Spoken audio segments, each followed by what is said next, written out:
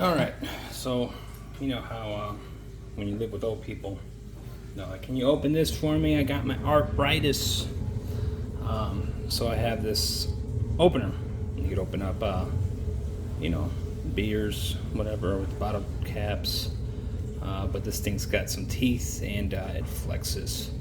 So say a bottle of water. All you gotta do is just shove it in there, make the teeth hold it, and boom, spins right off. Even stuff, I haven't opened this, so I'm really gonna test it.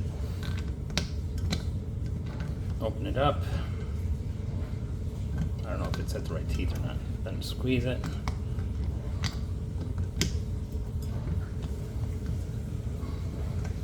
It's like between gears, I don't know. Squeeze. Turn. There you go. Works.